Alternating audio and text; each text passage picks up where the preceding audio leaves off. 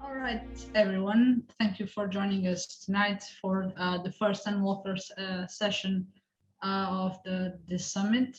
My name is Marlene Oliveira. I'm a code breaker and a researcher of sorts for Potential. And today we're going to talk about lunacy cases, specifically Unwalkers' lunacy case. So before we begin, I would like to get your attention on this particular slide. Please mind the content warning. Lunacy cases are complex and sometimes they take you down dangerous avenues and heavy avenues. So we will obviously talk about mental illness. Sometimes we might touch on death, and there might be the occasional mention of self-harm. So if this is too much for you, please know that you're free to step down whenever you feel like it. Your mental health is more important than this. Another thing I usually say when I talk about lunacy cases is that we are not in the business of diagnosing the dead, so I don't really do that. The terms I'll use are either mentioned in legal documents or books of the specialty, but as many of you might know, I'm an engineer, not a psychiatrist, so you have to leave the psychology to the experts. This bit about terms also will probably bring some outdated terms that are not used in today. Some are not very nice. So please know that we do not mean to offend anyone. These are just the terms that were used back then. Finally, another thing I usually say is if you can, please put Miss Ann Walker from Gentleman Jack in a box. We will not be talking about her. This is about the real woman and what happened in her life. Unfortunately, when it comes to her lunacy case, most of it is followed by the point of view of people who knew her, not necessarily her. So please bear with us. And if you're ready, let's go. Let's start with the case connections, the people who will be mentioned several times during this presentation. From left to right, we have John Snaith Reimer, who was the lawyer involved in the lunacy case. He had been apparently consulted by Ann Walker about the tax dispute, then eventually ended up working on this case for the Sutherlands, and he offered his services of his firm to take care of the best interests of Miss Walker. Reimer would eventually become a central figure in this case, often acting as a liaison between Chancery, the Court of Chancery, and the Sutherlands. Then we have Robert Parker, who was the provincial solicitor from Halifax. You might have heard of him in Ann Lister's journals because he worked for her often. Then obviously we have Ann Walker, who is a central figure here, even though she can't intervene that much. Then we have Elizabeth Sutherland, who was Ann Walker's sister, living in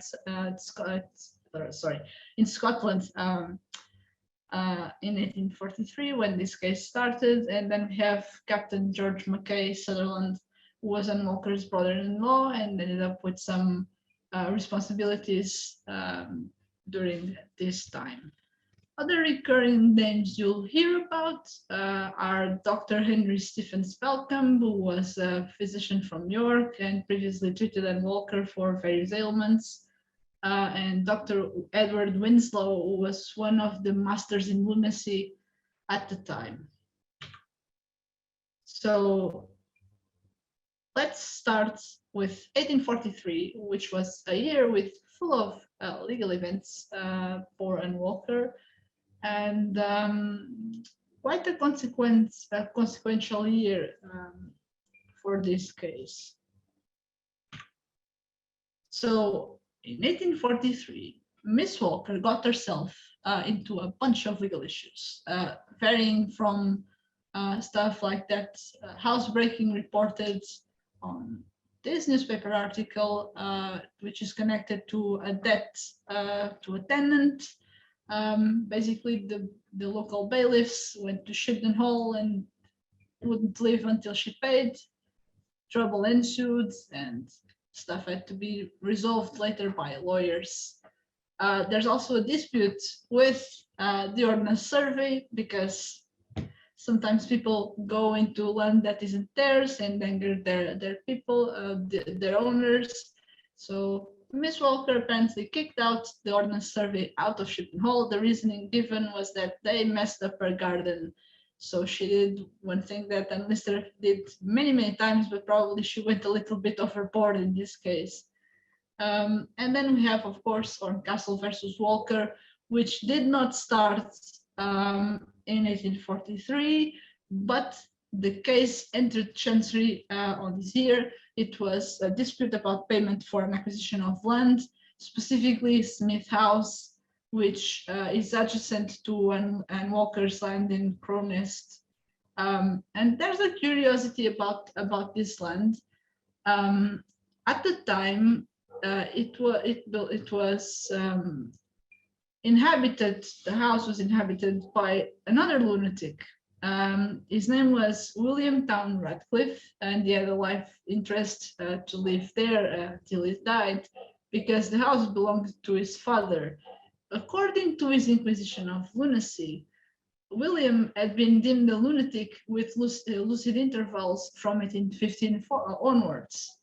And another curiosity is that the men listed in his Inquisition of lunacy, which I'll explain what it is later, had some very familiar names. For example, Christopher Rawson, John Waterhouse, John Priestley, and John Walker. Other troubles I'm got into during this year include some tenants receiving notices to quit in a way that surprised William Gray, who was the co-executor of Anne Lister's will, along with Anne Walker. And of course, this is never a nice thing to happen when the people who should know stuff are surprised by stuff. So now let's go into what happens first. From Shipton to Terras House. So while Anne Walker is busy with her life and legal entanglements, of course, life goes on and stuff continues to happen around her. During the summer of 1843, a conversation starts among her family and some of her social circle, and possible solutions to her problems are mentioned. So let's look at a brief timeline of events. The first data point we have here is from the 17th of July, 1843, which corresponds to a draft of a letter that Robert Parker wrote to Elizabeth Sutherland about Anne Walker's unfortunate situation. This letter is particularly interesting because it mentions the Lunacy Acts, which are basically the laws you follow to allow you to do stuff in this case. Eventually, the information got to Elizabeth, and she, on the 11th of August, wrote back and wondered if she could actually put him under medical care and solve the problem quietly. It would be fine, and things would calm down. Then on the 14th of August, because things cannot get better every time, Horncastle solicitors wrote to Anne Walker to inform her that they could have her arrested for contempt of court, because they wanted her to show up in court for that case, but she figured, nope, I'm not doing that. So contempt of court was on the table. She could get arrested for it. It was getting very serious. On the 17th of August, Elizabeth is considering this stuff still.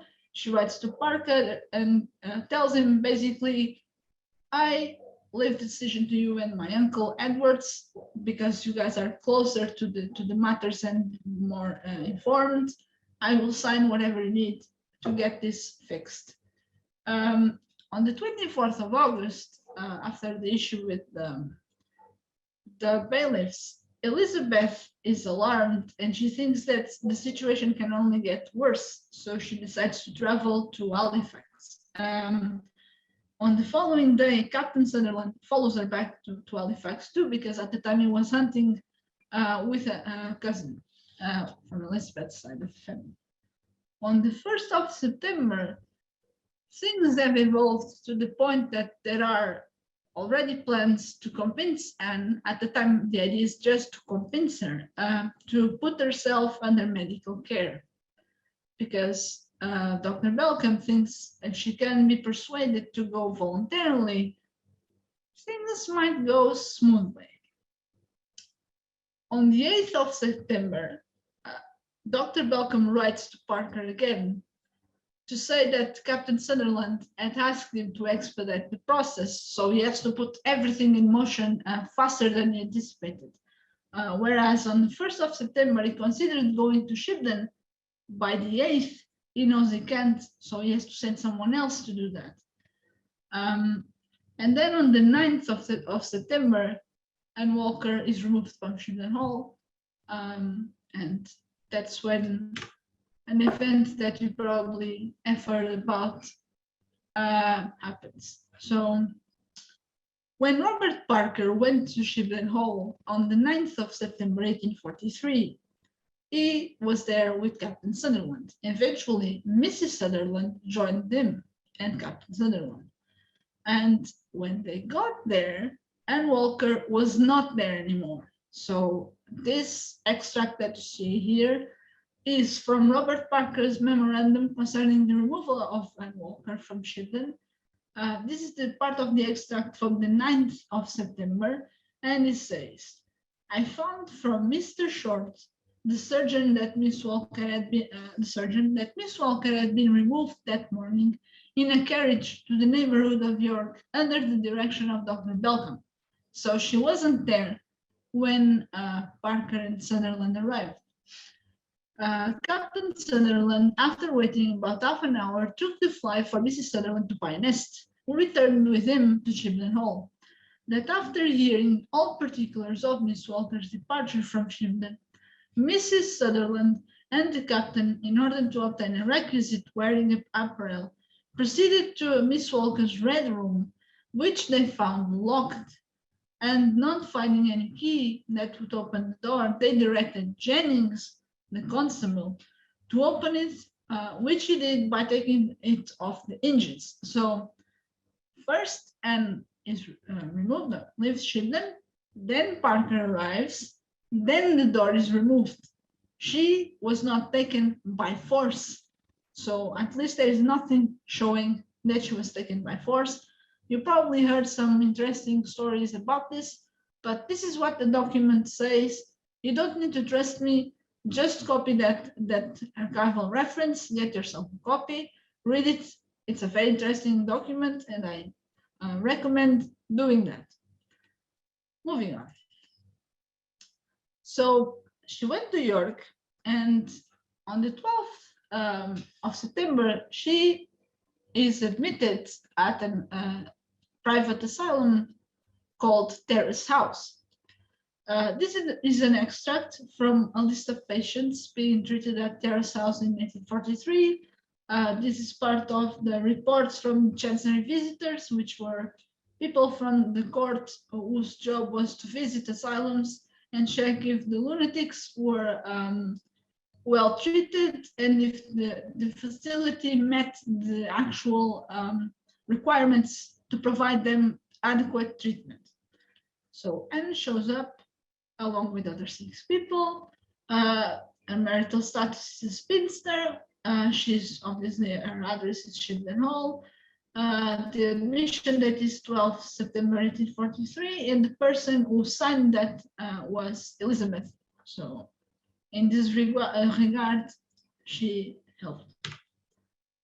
So, but she goes to Terras House, but what exactly is the case? The reason they used to get her there. So at this point, this is ongoing research for us. The best way come across, and it's not 100% clear, is a report from the Chancery visitors, which includes this table with the forms of insanity and the number of patients admitted in a span of 5 years.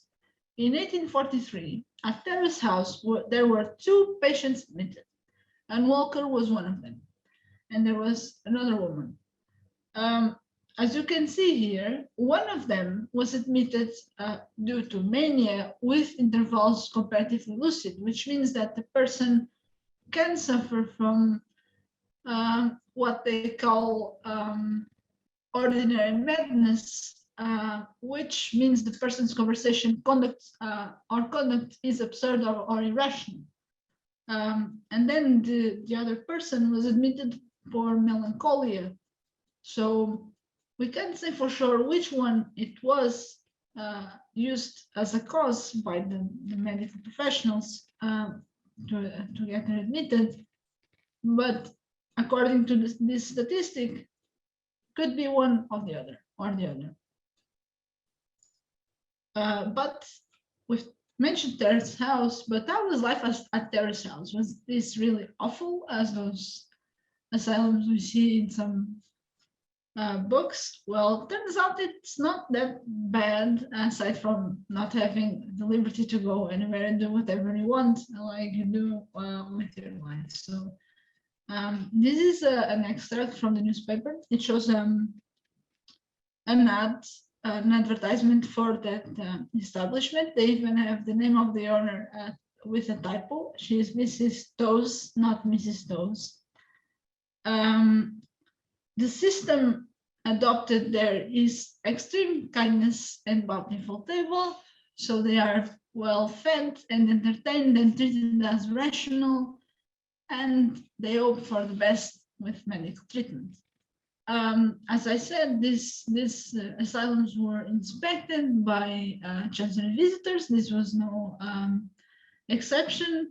And shout out to one of my colleagues who followed one of our old ideas and came across some of the transcripts from the minutes of the private visitors of the asylums. And it's there that we came across this section right here, which talks about the amusements the patients have. And I quote, "The patients amuse themselves with knitting, sewing, and walking in the garden." There's another extract from the same document in which they say the patients also played on the pianoforte, which was another option for amusement. Terras House has one interesting thing in which the patients are not restrained unless that means changing detrimental behavior or as a punishment. So they wouldn't be restrained unless it was absolutely necessary or as much as absolutely necessary meant at the time. If you're rich or if you have some means, you are likely to be able to get a place in a facility like this. If you're poor, well, bless you, because you might end up in prison or worse. So in this case, though it's an asylum and you don't have your freedom, you are better than most. And moving on.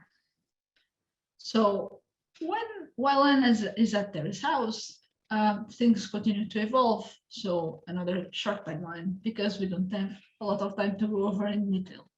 So on the 19th of September, Reimer asks Parker about Anne Walker's state of mind because he's not yet convinced she's insane. On the 5th of October, Reimer has been convinced that that the Sutherlands are doing the right thing, and he will send them a petition for Elizabeth to sign, which we will talk in a moment.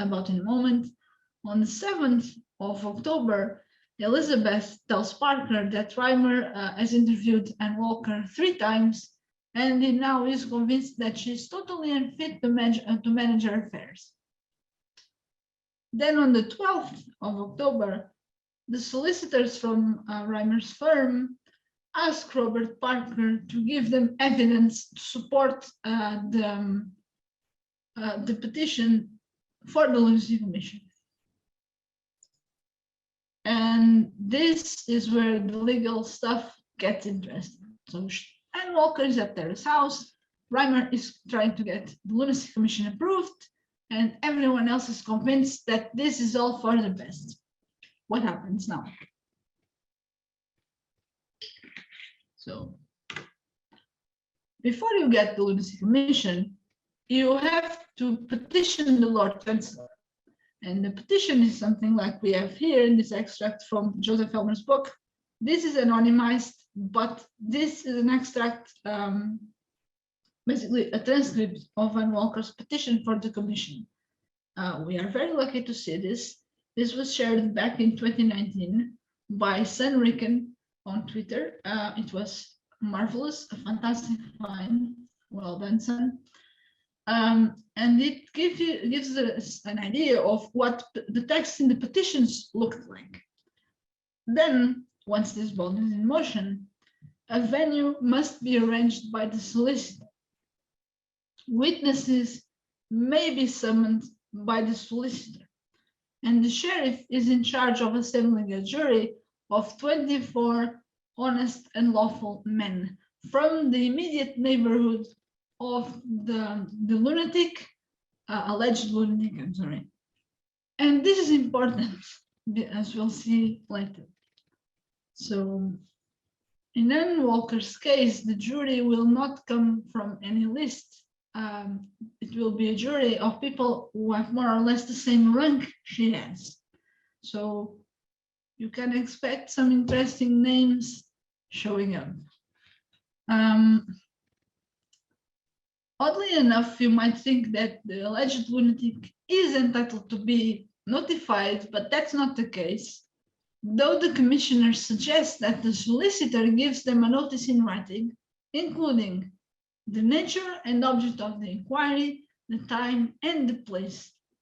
In an interesting twist, the venue, if there's enough space, could be something that belongs to the alleged lunatic, part of their property. So it's something else. Okay, so the Lunacy Commission itself is a document that authorizes the assessment of a person's soundness of mind. And then it must be opened. When you open the commission, the document is read to the jury, and the legal principles are explained by the commissioner. And then the commissioner can call jurors' attentions to specific details in there. So then the counsel in support of the commission, which means the person who says, yes, this person might be insane, can show, say which particulars they want to prove and call their witnesses.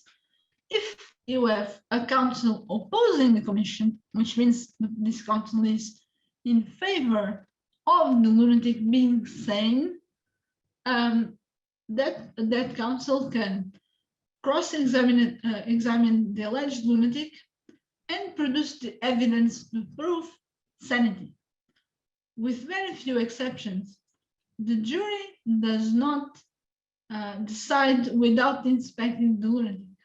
So whatever happens, the jury must inspect the lunatic. So back to Anne. When her state of mind was assessed, the commission was authorized on the 2nd of November 1843. The commissioner in charge of that inquiry was Edward Winslow, who was, as I mentioned before, one of the Metropolitan Commissioners, also mentioned as a master in lunacy. The solicitors that we know of were Murray, Reimer, and Murray, particularly John Snaith Reimer. The location was the Royal Hotel Brick House, and the date of inquiry was the 28th of November 1843. There's no magic here. All this comes from the Lunacy Commission document and the Inquisition of Lunacy, which I'm going to talk in a moment. You can get copies of this from the National Archives. So if you're curious, please look it up. It's interesting. Those are interesting documents, and you get to learn some things. Now, moving on. So let's stop for a moment and consider that what the jurors already knew, aside from what's said in the inquiry. So the jurors are from your neighborhood, and things don't happen in isolation. So suppose they have heard the rumors that other people heard during some time. For example, this extracts in 1828, and Lister heard from Mrs. Priestley that and walkers had a gradual tendency to complete mental derangement, which is not a nice thing to say about a person. Come on, Mrs. Priestley. Then in 1834, and Lister hears about strange reports about her, Anne, being crazy in Halifax and encouraged by the Mrs. Atkinsons. So also not very nice. Then in 1834, these reports of insanity had reached the Norcliffes. So when Anne Lister and then Walker visit the Norcliffes, Charlotte comments about this, and she says, "What did I bring Miss Walker for? They said she was crazy, and she, Charlotte, believed it. Believed it. I merely said no. If I had thought her so, should not have taken her there." So, and Lister is not convinced that she's insane because she has some time to talk to her and see for herself. But there seems to be rumors going around, and those are not very flattering to Miss Walker. So suppose you're a juror, you are sitting there, you heard the evidence, and you need to make a decision, but you also know that things don't happen in a vacuum, and you've heard for years whispers that this woman is crazy. So do you vote for or against the commission? And this brings us to the Inquisition of Lunacy. So the Inquisition of Lunacy is the document that formalizes the verdict. 12 of the jurors must be in agreement to formalize the decision. And when they sign it, they also seal it with seals that look like this. Those are wax seals. They shall seal that all the jurors who agree with the verdict sign and seal the document, and the commissioner does the same. In Anne Walker's case, she had 17 jurors voting in favor, 17 of 24, which is not such a close call as you'd think. But is this verdict valid everywhere? Well, no. So in England, you can be a lunatic, but for example, if you go to France, you might not be. As an example of this, there's a reputed architect from the family of George Gilbert Scott.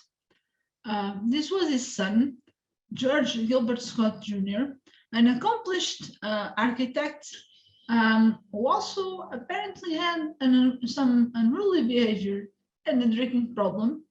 He was deemed insane, meaning in this case of unsound mind in England. But then he escaped this asylum and went to France. And the French were like, this fellow is fine, so let him live his life. So Gilbert Scott, George Gilbert Scott Jr., was effectively insane in England, but sane in France. So there's an interesting quote from him, which is, "Where in crossing the channel do I lose my wits?" Which, if you think about it, it's not such a big channel. So how does the man lose his mind in the middle of the channel? Someone should check that. Eventually, he returned to England, and well, he got put in an asylum again. So should have stayed in France. But aside from this, can you actually revise or annul this verdict from the Inquisition? The answer is yes, by a process called the traverse, which is a legal procedure that challenges the decision that a person is of unsound mind, and tries to give evidence and prove that the person can actually go about their life because they're sane. This is basically a trial with jurors. The alleged lunatic must appear in person, and if successful, this person gets their rights back. It's that easy. So you don't necessarily need to be insane in the medical way. You just need to prove you're not in the legal way, which are different problems. So moving on, we have an extract from Anne Walker's Inquisition of Lunacy, which says, "Anne Walker is not sufficient for the government of herself, her manners, messages, lands, tenements, goods, and chattels, and that she, the said Anne Walker, have been in the same state of unsoundness of mind from the 15th day of October in the year of our Lord 1841, but how or by what means she, the said Anne Walker, so became of unsound mind, the jurors aforesaid know not unless by the visitation of God." So it's a bit of a mystery, right? They think she's insane, but why? Only God knows. This is a very good God. So this document seals her fate in a way because she can't make decisions. Children have more rights than she does because at least they can manage their lives. So that's a benefit. But one interesting detail is the date itself. They never specify why that date is so specific.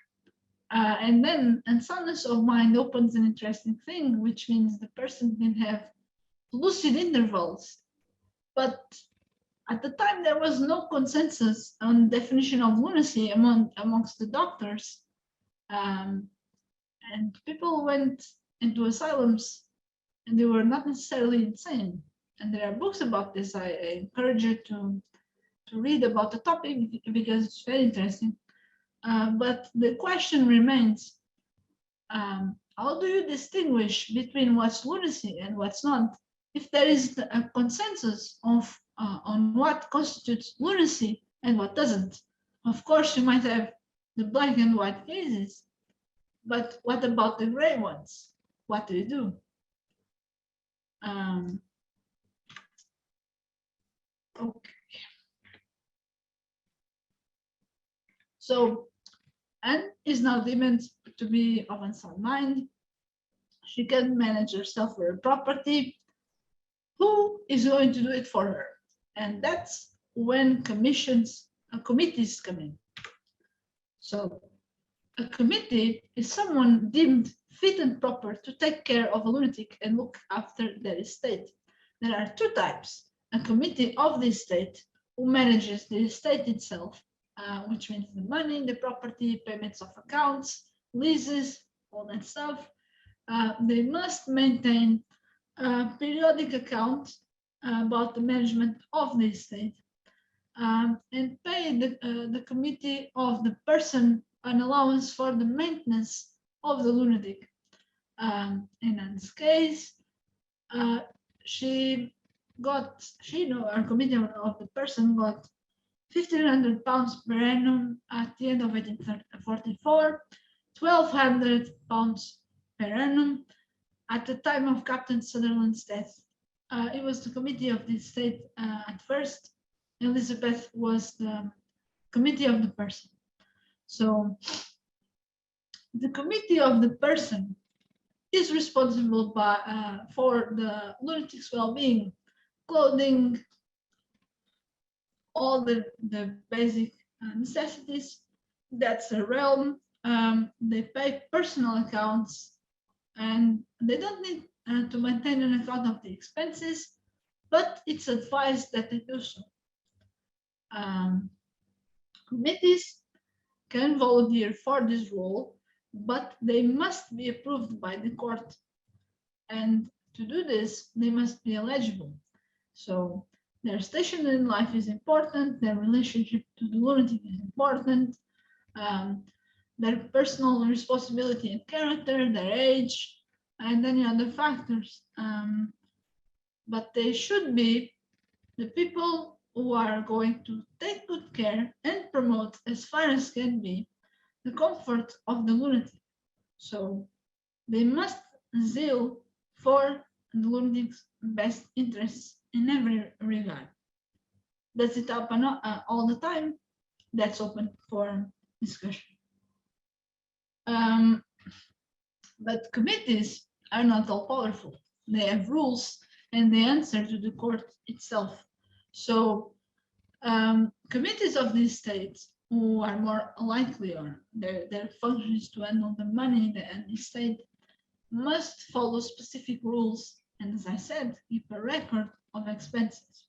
So whilst Captain Sutherland can be in charge of Anne Walker's affairs, and after early 1845 he was also committee of the person, he can do whatever he feels like with her money. So there are constraints. And in the end, when he died, shockingly, or for some who might like conspiracy theories, he didn't rip her off, though he owed her 216 pounds, 7 shillings and 4 pence, which were then duly paid according to the law by his executors after his death. So effectively, what the man used was paid back. Chancery visitors, whom I like to mention on occasion, check on the lunatics periodically, and the visitor can be professional, or it can be the master of lunacy. In one case, it was Edward Winslow himself who visited them. But the process is the same. They want to know if she's being well taken care of, and as long as that's verified, it's fine. But what if a committee dies or renounces? So in 1844, Elizabeth Sutherland died, and the committeeship of the person was left vacant for a time until Captain Sutherland became committee of the person and accumulated the two functions. But this doesn't necessarily need to be fast. For example, after Eliza Rain's committee of the person died, she was without one for years. And you can go without a committee of the person. You don't necessarily need to change them, but obviously it's intended that you have two, so things are two. You can have more than one committee in each role, but ideally you have committees of the person and committees of the state. New committees can be assigned, and as I mentioned in the example about Captain Sutherland, they can accumulate positions. This is formalized by this very pretty document, which is a grant of custody. This is Anne Walker's second grant of custody. It's held at West Yorkshire Archive Service in Calderdale. They are very nice to allow me to share this with permission.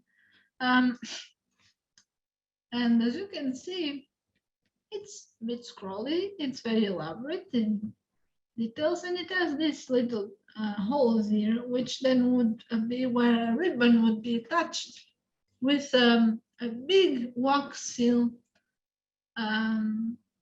as you do in certain legal documents.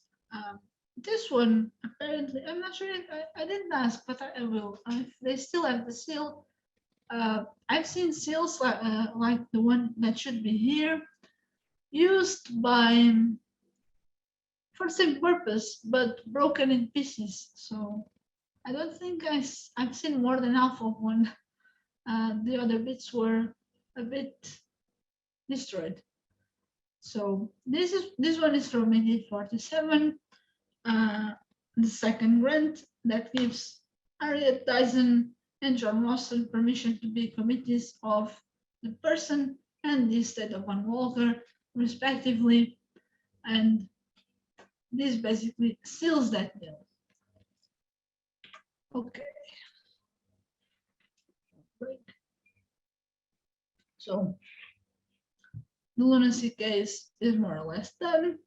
She has committees now. She can manage herself. There's a verdict. What happens next?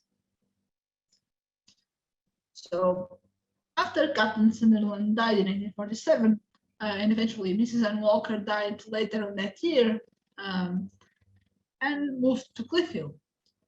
And she apparently stayed there, though in 1849, there is talk that Shibden should be made ready to receive her if she chooses to move again to Shibden.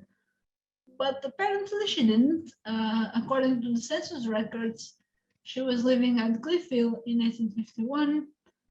And then in 1854, she suffered from a fit, and then she died about a week later. So she lived their last years at Cliffhill. This picture is gracefully reproduced here with the permission of Chantal, who got it back in 2019 when she visited Old St. Matthews. And now, if you're not asleep yet, we've reached Q&A. So I'm going to stop sharing my, oh wait, before that, if you want to ask something, get in touch, throw anything at me, please feel free. My inbox is more or less open, so sometimes I'm busy. So I'm going to stop sharing my screen, and please use the raise hand button to signal that you want to ask questions. Otherwise, plaster them on the chat, and my wonderful COC colleague will pass them to me. So let's go. All right. Oh dear, please don't throw anything at me. I'm not an expert.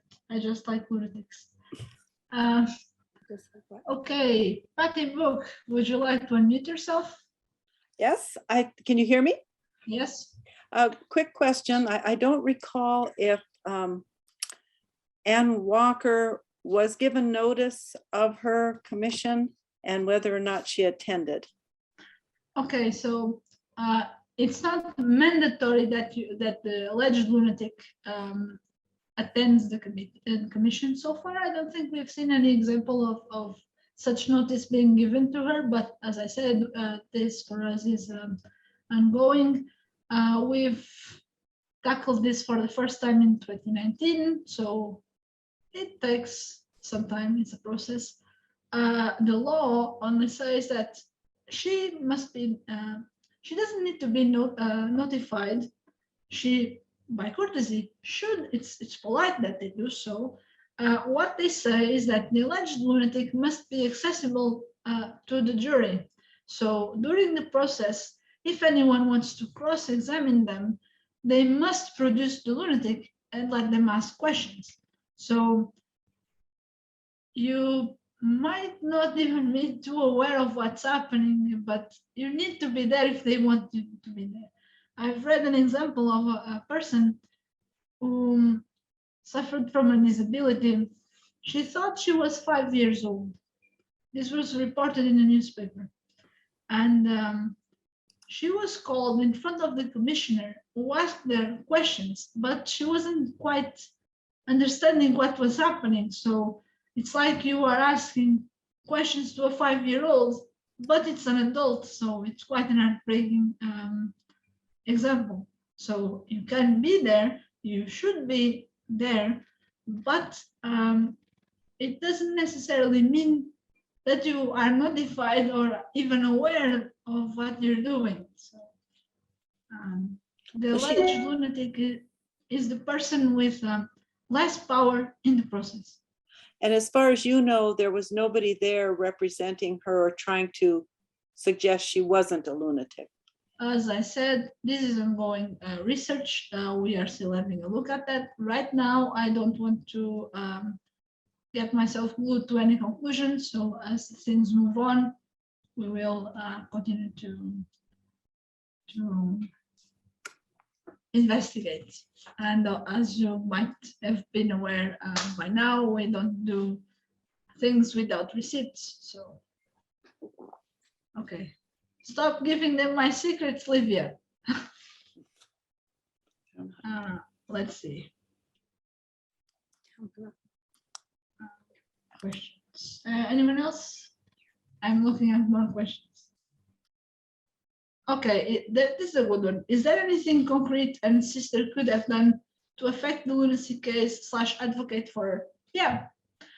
So if Elizabeth had decided not to sign anything for the commission and instead go with the quiet solution of the private asylum, of course she has to convince her sister, probably is a little bit annoyed with everything. It could be treated like the matter in 1834, in which she had treatment at Eworth Grange, and after a while she was fine. The thing is, once you put the process in motion, this is very hard to stop because it's a legal proceeding. So you need to prove, for the petition to go, you have to have 2 affidavits from doctors. Then when it's going, there's a solicitor in favor, you might have one against it, but it's very hard to stop it. So the proof has to be enough to convince the jury. Elizabeth could step in, but in this case, she kind of was like, it's her sister, but then what she says in that correspondence is a little bit hard to come to terms with. In some cases, I don't want to go into opinions. I can just say that when I read them, I wondered what was she thinking, and basically, I just don't want to attach opinions to the material until there is enough proof to throw things one way or the other. So what else? Something flew at me. Okay, Trish, good question. When she went to Cliffville with Aunt Anne, was the lunacy thing revoked? Well, first of all, Aunt Anne was dead. She died in October, I think, 1847, and probably moved there not long after. And no, the lunacy thing was not revoked. She continued to be mentioned as person of unsound mind or a lunatic. In fact, the title of this presentation is In Lunacy, which is how the legal documents always start. In lunacy, in the matter of Van Walker, a person of unsound mind, spinster of Shipton Hall, or after she died. In lunacy, the matter of Van Walker, spinster of Shipton Hall, deceased. So she will always have that label attached to her for as long as she shall live, unless there's a traverse to revert the decision and say, this woman is sane, so we're cool. I hope this answers your question. Okay, is it true that Captain Sutherland died a very painful death? I'd say you'd have to ask him. I'll keep my opinion to myself because, well, honestly, I can't say. You have to check. I do have the record of his death somewhere, but quite frankly, let's not go there. That's creative. Okay, did Captain Sutherland try other ways to take over her assets before the Lunacy Commission ultimately resulted in this outcome? Well, you kind of can't, because the court controls the process after a certain point. So before he was approved, and Walker still retained the rights, and you can do stuff in her name if she's not in agreement with that. So the people she had to collect rents and such continue to do so. Legal stuff continues to move, but she just can't make decisions. Anyway, what was the second part? Okay, so after he becomes the committee of the estate, he is responsible for the estate, and the money and all that stuff, but the court handles the big decisions. So he can't buy property without permission, you can't sell property without permission, even to get a raise in the allowance for her, you need permission. So it's very verbose and self-contained, but there's a reason for that. There's a process. So there's an interesting comment. I say we form a commission of women to revoke the lunacy decision. You're late on that. During the 19th century, there were associations of friends of the people who wrongly deemed insane. And the purpose was actually to find a way to prove that they were not insane and were put in that position unfairly. So it's an interesting part of history. There are books about this. There's one by a lady called Sarah Wise. Let me see if I can get to the title really, really quickly before my team murders me. Okay, the name is Inconvenient People, Lunacy, Liberty, and the Mad Doctors in Victorian England by, oh dear, there we go. My Kindle is slow, I'm sorry.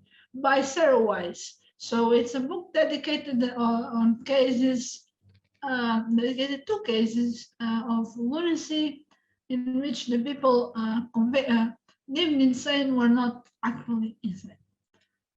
Okay, so we're coming up on time. Final one. Do you know how it was made possible for her to leave the asylum? Yes. So after Captain Sunderland and Elizabeth became committees, they could get and to live with them. And apparently that's something they did around the spring of 1844. So she eventually left the asylum, went to move with them in London, and there she stayed until 1845, when Captain Sutherland decided to move back to Yorkshire, namely to Shibden, with his family. So this one was fast. Let me see if I can pick another one. Okay, based on your understanding of committees, do you have an opinion on Eliza Reign? Well, Eliza Reign is an interesting case, and this is totally opinion-based, so don't quote me on this. But Eliza seems to be one of those examples in which the treatment actually does worse. So suppose she got into that she got under treatment because she was very annoyed at something and went overboard. After some years of treatment, her condition deteriorated, hence the bad and the terrible humors, the unruly behaviors that she subjected some people to. It's opinion-based. I don't like to add much to it. The fact is, she was under care for a long time, and sometimes the care in that period is not that great. And as we should always keep in mind, mental health was one of the areas in which medicine advanced a lot in the 20th century forwards. So our understanding now is very, very different to what they understood then. So what is considered suitable treatment then, for example, restraining a person is probably thought to be too much today, cruel. So we have to keep that in mind. Okay, we are coming up on time. My team is going to murder me if I keep talking. So I hope you enjoyed this and learned something from it. And that this motivates you to learn more about people put in this position and the details. Well, I hope you guys continue to join us on the summit and have a good time. For me, I'll be back tomorrow to talk about dead people. So see you, everyone.